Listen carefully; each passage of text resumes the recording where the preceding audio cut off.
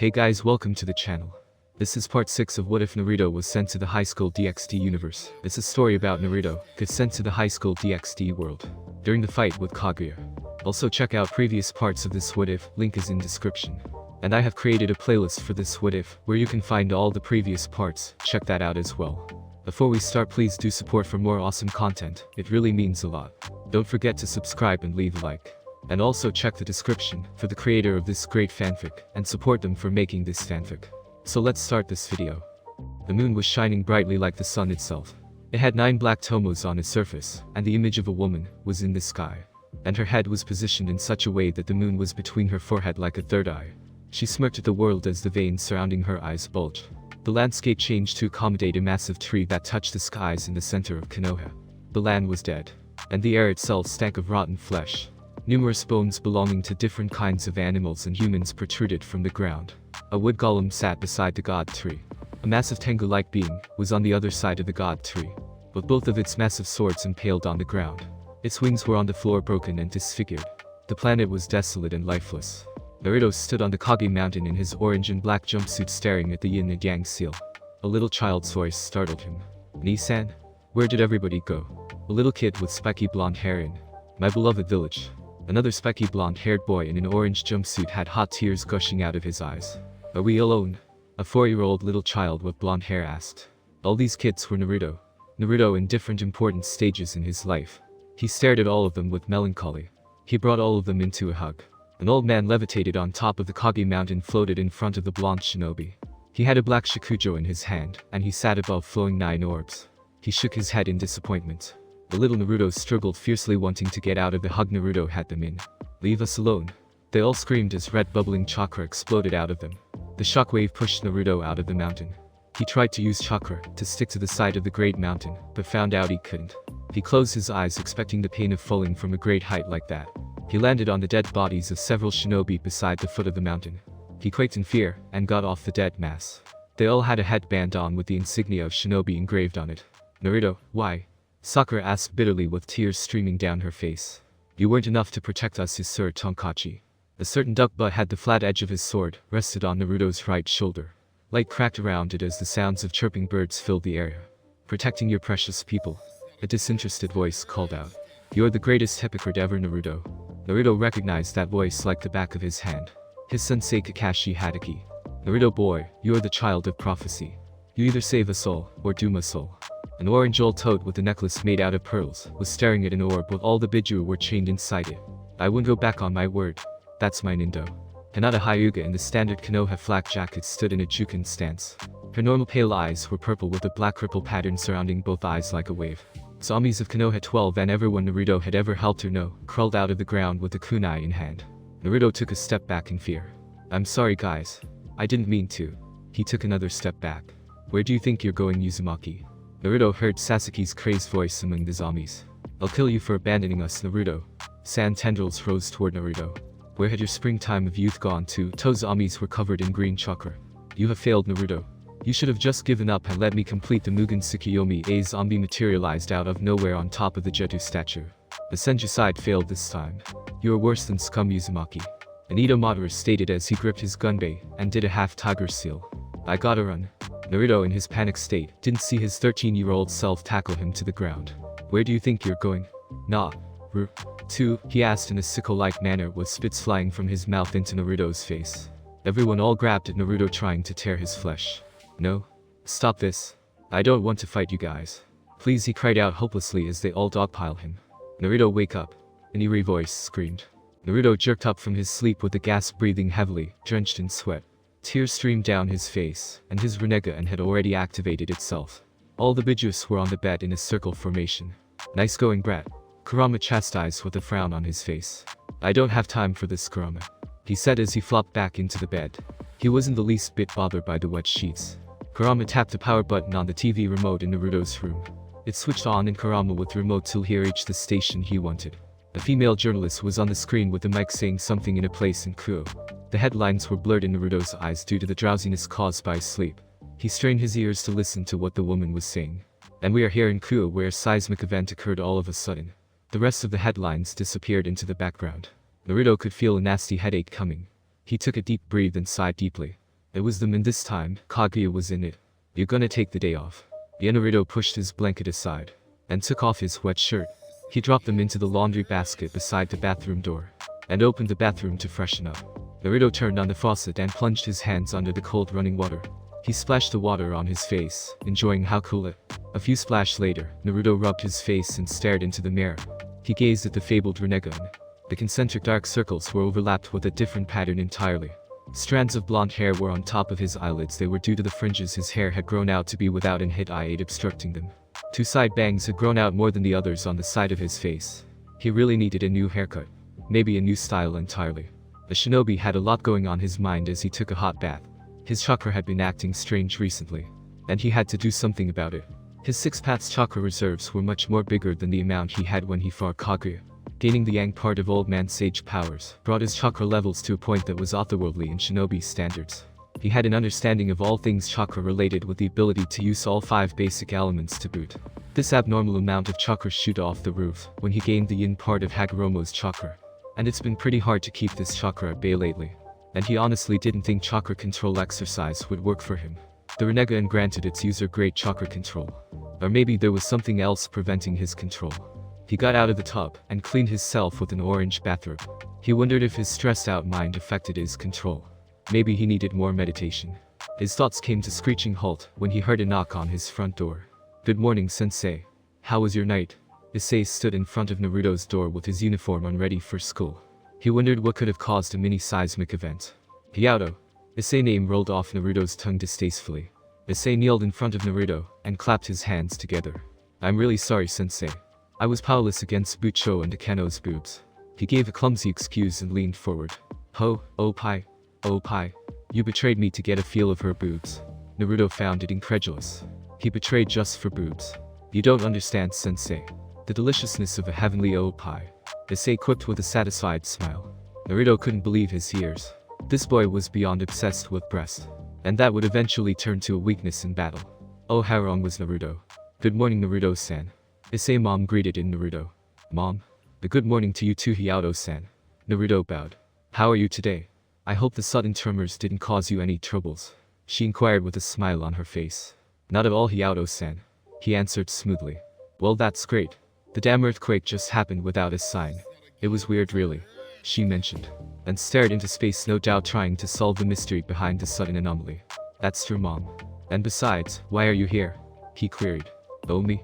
I came here to visit our handsome, decent single neighbor. He's such a darling, Issei," she cooed out as she rubbed Naruto's arms affectionately. The brown-haired pervert didn't like what he was seeing, not one bit. There was an orange lunchbox in her hands wrapped in white clothes. Issei couldn't believe his eyes. Oh, that blonde shit was going to pay if he took that box from her. Sensei or not. Naruto remembered helping her with groceries and few other things. When Issei was absent, she looked so pitiful struggling with the bags. So he extended a helping hand. "I wanted to thank you for helping me the other day, Naruto-san," she said as brought the lunchbox forward. "It's nothing really." Naruto shook his arms furiously. "Just helping out a neighbor. I know single men like you rarely have homemade food. Please take this as a token of my appreciation for the other day." She pushed the box into Naruto's chest. "Thank you, Hiato-san." He expressed his gratitude. "I hope it's ramen. Please take care of my Issei," she started. "He's an extremely perverted kid, and he needs a lot of guidance." She glanced at Issei disapprovingly. "Mom?" Issei protested. "He might be a handful sometimes, but he's a good kid, Naruto-san." She regarded Issei with pride. "I can take care of myself, Ka-chan." He protested with a blush on his face. "You need to listen to your sensei, son." Naruto watched them both with a wistful look on his face. "It's really good to have a mom who dotes over you sometimes." Naruto was orphaned 3 hours after his birth, and consequently grew up without the love of a mother or father. He was all alone in a world where everyone hated him for something he wasn't, something he could never become. He was grateful he had the chance to meet his mother and father, even though the latter was a chakra and the former an Edo tensei. He chose to be born the same way again, scorned and hated by all. If it meant being the son of Minato and Kushina all over again, "I will, Hiato-san," he declared. "Oh, thank you, Naruto-kun." She jumped up in joy. "If you ever feel lonely, or you need homemade food, just visit us, okay? Ka-chan, leave Naruto-sensei alone. He might run late for school." Issei tried to send his mother away discreetly. He really was running late for school today. Maybe he would accompany the blonde teacher to school today. "Miss." Hiato bid them farewell, which Issei returned with a wave of his hand. May I come in, sensei? He stuttered fearfully. Naruto stared. Look, I can explain. Naruto stared, again. Why don't we do this, while we trek towards school? He wanted to question the shinobi about the mild earthquakes that happened today, and just maybe, if he could help with the Excalibur issue going on. Oh wait, Hiato. He did a shoe motion with his hands. Are you still angry about that? Issei asked, fearful of his sensei's wrath. Damn straight. And I'll still punish you for betraying me. He replied sardonically. Issei cringed badly when he saw the look in Naruto's eyes. He really wanted to remain loyal to the Uzumaki, but those jiggling oppi were too much for him. With a huge sigh of defeat, Issei stared at Naruto one more time, before he turned around. Well, goodbye, sensei. He waved with a dejected aura around him, and his slouching back really helped augment his miserable look. He jolted a bit when Naruto closed the door forcefully. Naruto sat comfortably in the living room staring at the lunchbox with hardcore intensity. He wondered when was the last time someone gave him a lunchbox, only to find out that this was the first time someone did this kind of thing for him. He began unpacking the lunchbox in his. You gonna eat it or what? Shukaku's gruff voice brought him back to reality. Yes. I'd be bad to let something like this go to waste. He answered as he split apart the pink chopsticks Issei's mom provided him with, and took a bite out of it. His face lit up like a Christmas tree, when the sweet deliciousness of the food assaulted his taste buds. Today might have been a total disaster, Naruto. It's a great thing you placed chakra blocking seals around the house. Why should that bod? Naruto inquired with a mouthful, and all the Bijuus nodded positively. You really need to go clear your head, Naruto. The blonde ninja let out a satisfying ah. As a loud burp escaped his throat. It's been so long since he had a good meal like this. All he had was ramen all day long, and quite frankly, he didn't mind at all. It was after all a coping mechanism. That was a big lie. He was just too obsessed with ramen to stop. Oh, how I wish that Vixen was here. A certain flaming cat lamented. Naruto squinted the little blue flaming cat on the glass table, licking its paws. What's with cats and thief weird quirks? The orange pigmentations of sage mode was present around Naruto's eyes as breathed in and out, staying as still as a rock with no movement at all. He took a deep breath, and released all the sage energy he gathered back to nature with long exhale. He inhaled deeply, and took in nature's energy again to enter sage mode. He could feel nature's malice. And he was glad it wasn't as bad as when he first tried to use sage mode when he got here. He could sense everyone in Kuo. From the earthworms, underground to the birds in the sky. He could sense Hiato's unique signature dark and dragon-like. He could feel 3 different pure holy energy. And a whole lot of corrupted energy in the area belonging to several crows. And one stood out the most. It was bloodthirsty and wild. Naruto felt a familiar pull on his consciousness. It was quite similar to when Kurama brings his consciousness inside the seal. He let the pull take him. And a moment later, he couldn't feel the animals or people around the park nor solid ground on his feet. All he could feel was the person in front of him. It's been a while, Naruto-kun. The beautiful gray-haired woman greeted opened his eyes, and was mildly surprised to see her new look. She was a far cry from the miserable woman he met back then. It's been a while, hasn't it? He asked, smiling at her. Flashback. A huge cloud of dust and debris hovered over the forest, due to the aftermath of Naruto and Perseus's joint attack. The landscape of the forest changed entirely due to different size of rocks, broke off due to the explosive force of the Rasen Shuriken. Nothing around the vicinity was spared as dead bodies were positioned in different places around the forest. Some had their head lodged into tress, while some had their arms and feet bent in weird angels. The forest itself was in no better condition as a whole lot of trees were uprooted from the ground. All thanks to the powerful S-class forbidden technique. Naruto threw Perseus. The hooded man was down on the floor unconscious with blood gushing out from different wounds caused by wood splinters. The sound of heavy breathing was coming from a deep large smoking crater below with different slash marks marring its inside. Perseus had his shield on his head trying to still his breath, and stopped the quick in his hands. He was kneeling inside the crater, with blood flowing from his skull and temples. Tiny bleeding marks caused by tiny wind blades covered his skin and armor.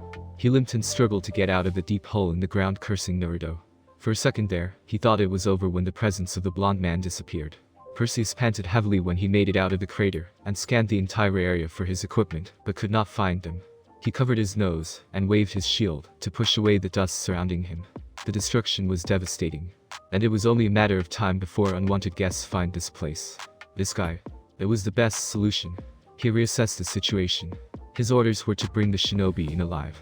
But seeing what he could do, there was no way anyone could pull that off. He inspected the unconscious body of his only surviving teammate, and concluded he would live to see another day. He looked like he was the only one standing until his eyes landed on a frozen Naruto, with both of his hands covering his face in a manner that shielded his eyes. He went forward and squinted at Naruto's pupils that were blue when he first saw him.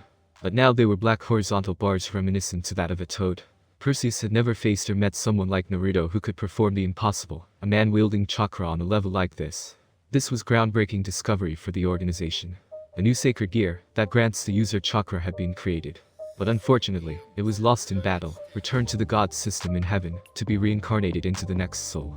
He heaved as he lifted his teammate on his shoulders, and turned his back from the statue. He hadn't taken 4 steps before he heard a crack behind him.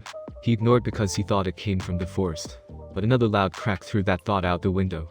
A third long crack and a heavy pressure slammed into his body, as his already weakened knees felt like jelly. The cold voice sent chills down his spine. It was a good thing I didn't went all out with that Rasen shuriken. The crack appeared from the head to toe of Naruto's frozen statue. Perseus turned around with horror-stricken white eyes, as the chin portion of the statue broke off and a huge burst of chakra sent gusts of wind, different shards of stones from the statue flying away. He could only look in horror as the chakra around Naruto rose higher. As he moved nearer, "That's impossible," he raged in his mind. This guy was holding back when they fought. Now, about that place with a lot of chakra users. Naruto stopped for a moment to trying to remember the name. "Ah, the Yaokai, where can I find them?" he asked menacingly.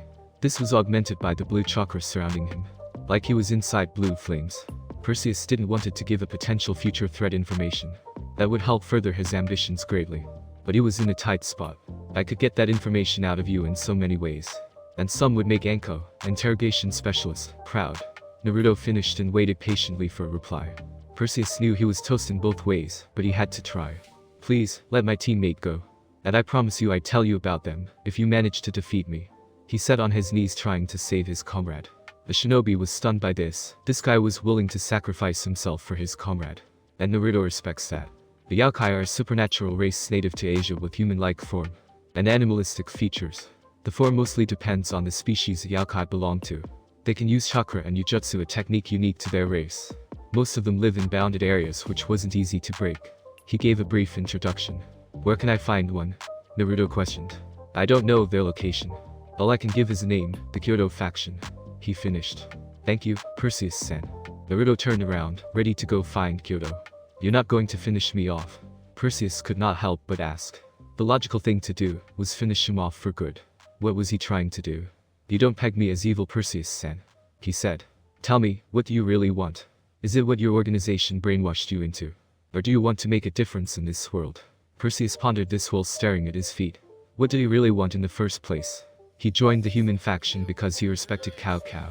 Until then, don't let people for you to do what you don't let others use you like this, Perseus-san, he said as he lowered his body preparing to jump away.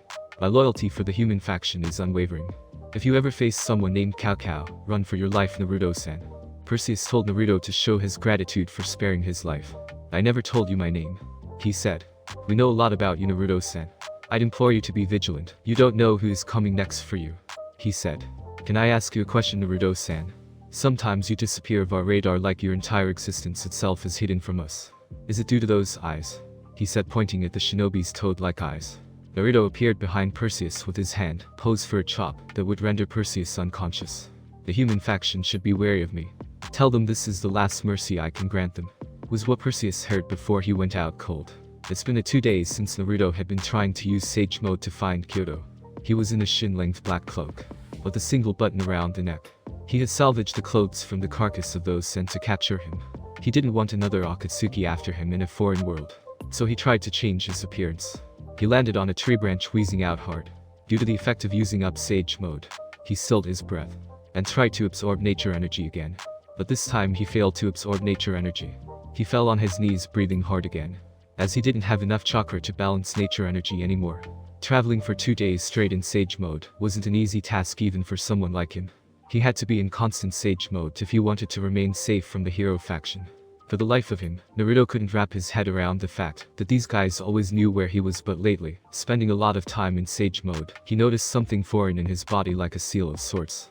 It was invisible, and it only gave a pulse of magic once in a while. Whatever it was, he could not remove it from his body, and it was quite frustrating. There was also the problem he faced. When he absorbed nature energy, he felt a weak pull on his consciousness. When he had Sage Mode on, for an extended silhouette of a woman calling out for help appeared in his mind when he stayed in Sage Mode for too long. He had first fleshed out the sage energy he gathered when it happened for the first time, but he had gradually gotten used to it. Naruto had tried several times to locate where the pull was coming from, but it was like there was a thick wall blocking him from tracking or responding to the pull he felt. He tried deep meditation and it still didn't work. So, he was about to do something stupid.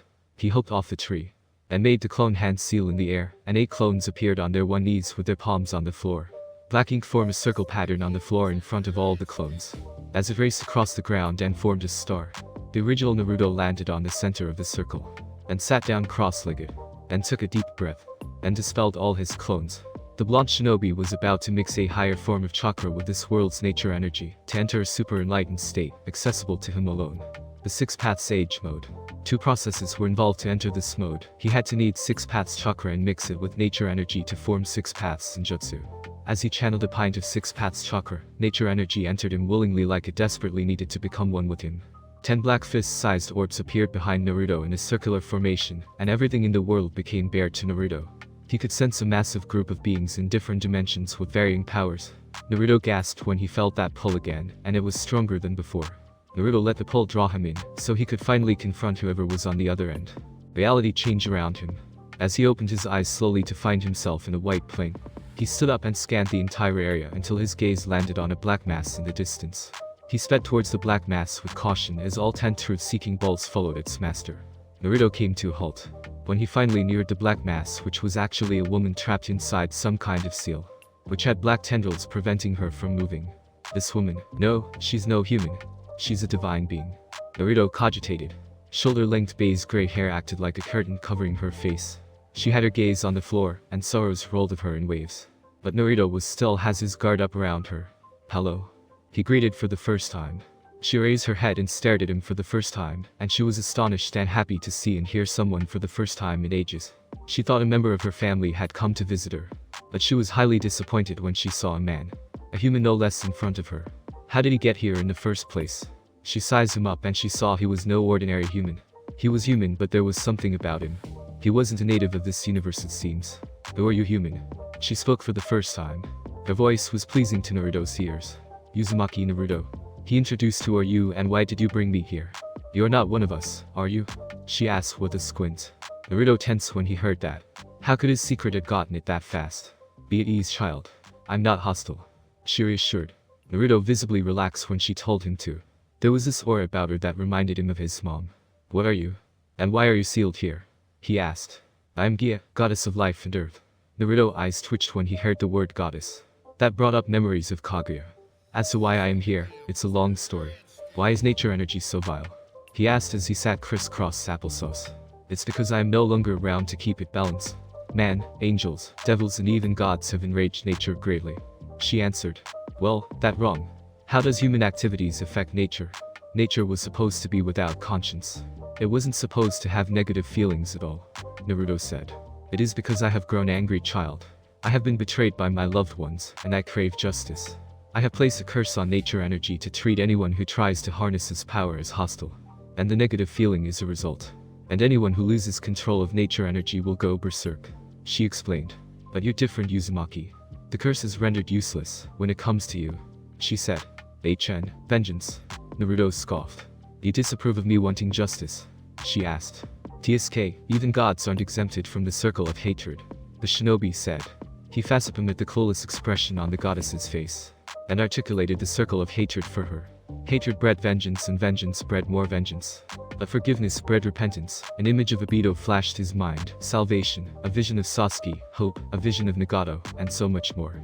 He smiled at her form. You mean to tell me to just forget about it all? Her face darkened as the plane they were in shook mightily. Naruto had a poker face on until it stopped shaking. Naruto sighed again. This shit was getting out of hand. He wasn't some kind of shrink for a goddess. I was locked in here against my will thousands of years ago. Cut off from the rest of the world without a soul to keep me company. Don't act as if you know my pain, boy. She replied menacingly. Naruto stared at her beautiful green eyes. I know you're not telling me everything about you. And I respect your privacy, but if you exact revenge and you taste the sweet nectar of revenge and all, what about the children of those you have exacted your revenge on? Wouldn't they cry of justice like you did? Wouldn't it be justice if they killed you? Would you kill them like you did third parents? What about their loved ones too? Would you kill them too? I don't know about you, but that sounds like what a monster would do. And to be honest, I don't think you are a monster. Naruto gave her his honest opinion. Gia was silent, contemplating on what Naruto said. Is vengeance what I really wanted? Did I wanted to kill her grandchildren so bad? What kind of grandmother goddess was I? She though hard. Naruto let her think for a while before he offered his help. She was the first goddess he met in this world, so maybe there was a chance she knew a spell. Or a person that could help him back home. Look, I could help you get out of here, and you could help me in return. He placed his offer on the table. How can you be of help to me? She asked. There was only one way to help her, and that was if he unseal her, or return her lost strength. You got me. Naruto had no idea, he had nothing. If this was a chakra-based seal, then he could have been of help. And besides, this place wasn't where her physical body was. This boy, could he do it? He mused. He was a perfect sage after all. That seals are powered by magic, something I don't have. And studying a seal that complex would take centuries. He explicated. There's a way, Naruto Uzumaki. If you can help me purify nature, I would gain my strength. I don't get how I can purify nature energy. I only know how to use it for ninjutsu. He explained. You can. Your chakra itself can counterbalance the hatred in nature energy. And when you mix it with yours, you achieve that state you've been using, right? He nodded at the goddess' explanation. She seemed to know a thing or two about sage mode. The chakra you infused a moment ago was much more powerful, but unfortunately, you can't use that chakra to its fullest because a lot gods would feel it. Naruto alarms went blaring. Gods? They have more than one? How many were they? It was a good thing he took precaution before he infused 6 paths chakra. All you have to do is release nature energy you've gathered back to nature to purify it.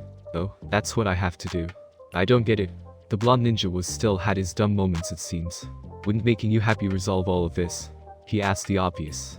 I can only gain happiness when I get out of this place. Or when I have my vengeance. She said. Can you help me get back to my home world? Naruto asked with hope in his eyes. Yes. She answered. Naruto's bangs covered his eyes. Don't lie, Gia. How did he know she was lying? This boy. Unfortunately, no. I don't have that kind of power. He looked away from him. She became nervous when he stopped talking. And silence graced the plane once again. I'll help you anyway. The shinobi cursed his hero complex. I'll free you somehow. But if I find a way back, I won't even hesitate. He declared. Thank you, Uzumaki Naruto. There might be someone out there who could help you. She tried to cheer him up. You think so? There might be someone that can send me back. He asked with his hope rising again. Maybe. I'd suggest you start at Kyoto, a place with high amount of chakra, the home of the Yaokais. A supernatural race that can use chakra like you. Naruto knew about the Yaokais, but he couldn't pinpoint where they were. But I don't know where Kyoto is. Naruto complained. Don't worry, Naruto-kun, I'll help you reach there. She replied. Naruto bolted up and balled up his fists. Really? He asked with childlike glee. Yes, I will. Thank you, Gia. You're the best. He gave her a thumbs up with his Naruto patented grin. Now, you have to go, Naruto-kun. The seal you placed on yourself won't hold for long. She warned. That's right. Naruto remembered. He waved her goodbye as she pushed him out the plane they were in, and she remained in the hell that has been her home for the past 1,000 years. Left all alone, but this time, Naruto's warmth lingered around her. Naruto Uzumaki. I'll be counting on you. The goddess went silent as she wondered about the circle of hatred. Flashback end. Io was elated to see the knucklehead ninja once again. He had grown tall and much more handsome. He had helped her a lot and she wanted to repay her debts somehow. How have you been, Naruto-kun? I've been fine. He replied with a smile. The link is very weak, ergo, I can't keep it for long. She said regrettably. That's unfortunate. A lot has happened to you, Naruto-kun.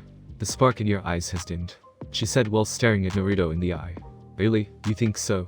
He asked as his smile gradually disappeared from his face. Have you found a way back home? No, not yet. He answered and shook of his head negatively. He entered his personal space and held his hands. The black tendrils jiggled as she walked like a chain. What happened to you, Naruto? She asked with a frown on her beautiful face. Nothing, Gia. Nothing really. He answered mendaciously. Don't lie to my face, Naruto-kun. Gia wasn't having any of that. This boy had been through a lot. And he's been beating himself up about it. She had always tried to get him to tell her about his past whenever she could, but he always dodged the topic. Naruto's visage morphed back to his bored one. He wasn't ready for this question and answer session. And luckily, Gia's form was disintegrating into tiny sparkles starting from the soles of her feet. She stared at him one last time, and rubbed his face. Don't lose hope, Naruto-kun, were her last words, before she disappeared entirely. I'm afraid I already have. Naruto said to the sparkles, that remained before he disappeared from the space he was in. Scene change. Stupid exorcist making Aja sad like that. Issei mumbled with rising exasperation. 2 female exorcists visited the school today. And they were on about still holy swords, Excalibur. It seems like one of them was a childhood friend he couldn't remember. Kiba had been acting strange lately. So he confronted him, and learned that Kiba's goal was to destroy all Excaliburs due to his tragic past. And Rias ordered them not to engage the exorcists. He decided to help Kiba anyway, and soon, they met after school to talk about Thief's next move. Somehow, Kaneko and Saji found out. And now they want to help in any way they can. So they decided to head to where Freed, the rogue priest, was at night, and a fight broke out between Kiba and Freed. They watched as Freed manhandled Kiba like a child. They tried to interfere, but Kiba told them not to interfere. Soon, Rias, Akino, Sona and Tsubaki arrived on the scene, and Freed was forced to retreat. Rias shoot them out and Kiba decided to leave, telling Rias the reason why he became a devil in the first place was to avenge his fallen comrades. Issei and Saji were disciplined by their respective kings with 1,000 spankings, while Kaneko none. Now here he was within the front door of his house with Rias beside him. "I'm home." Issei opened the front door expecting an answer, but receiving none. He walked into the living and the sight that greeted him was astonishing. His mom and Naruto were talking and she was laughing. Naruto Uzumaki was in his house. The lone teacher of Kuya was in his humble abode. "Sensei." He stuttered as he pointed a finger at Naruto with his mouth agape. Rias walked into the room and saw what made Issei freak out. She was a bit miffed when Naruto stared at her with his ever-% bored face. Said Naruto was wearing an orange t-shirt, but black shorts and Aja was sitting beside him. "Issei, Rias, I didn't see you there," she exclaimed. "What are you doing here?" he asked his sensei. "Issei. He came to return the lunchbox I gave him this morning." His mother chastised lightly. "It's alright, Hiyato-san. I'll take my leave," he said as he stood up but was dragged down by Ms. Hiyato. "Wait to dinner, Naruto-san, it's almost done," she said with a smile. "I don't want to be an inconvenience," he said as he closed his eyes and rubbed the back of his head. "Sensei is not an inconvenience. I enjoyed your stay." Aja responded with boldness which made her look cute. "Just stay, Naruto-san." Issei's mom finalized as she stood up to serve dinner. Issei flopped on the seat his mother was previously occupied as all the stress of the day made him tired. Rias took a seat opposite of Naruto with her eyes trained on him. "Don't look at me like that, he said. "Would it kill you to use my name, Naruto-sensei?" she asked with gritted teeth. Naruto ignored her jab. "It's just 4 words. She raised her voice a bit. Issei could feel the animosity between them. And it was bad. "Let's not lose our heads here," he said with raised hands, and Aja added her own 2 cents by nodding. The hostility in the air disappeared when Ms. Hiyato walked in the living room with dinner. They gave a quick eat at Takematsu. Before they dipped into their food except Naruto. They all ate in relative silence, and Naruto took his leave when he was done. "Thank you for today, Hiyato-san." "Oh, it's nothing, Naruto-kun," she said with a wave of her hand. "Well then." He bowed again and turned around. Ms. Hiyato shut the front door and sighed happily. "What a well-mannered man," she said smiling wildly. "I wish someone would be like him." She stared at her son. "Mom. Good night, kids," she said as she walked away to do her thing. Rias decided to spend the night in Issei's house. And boy was he glad. He would get to see her Majestico Pie tonight. In Naruto's house. He was in bed with his wrist covering a part of his forehead. Thinking about everyone in the elemental nations. "Mina, how are you doing? I promised you guys I'd come save you, but I'm wavering. This boulder is getting too heavy for me. I miss you all." The house felt more lonely than ever as his breath was the only sound in the house. He closed his eyes to get some sleep. The only time he didn't feel the weight of the world crushing him. A comforting warmth entered his room, and wisp of nature energy surged his house. Thanks for listening. If you want the next part of this video, like, subscribe, and comment down below, and turn on that bell notification. And also check out the playlist that I have created, and enjoy. Link is in the description. See you in the next video. Peace.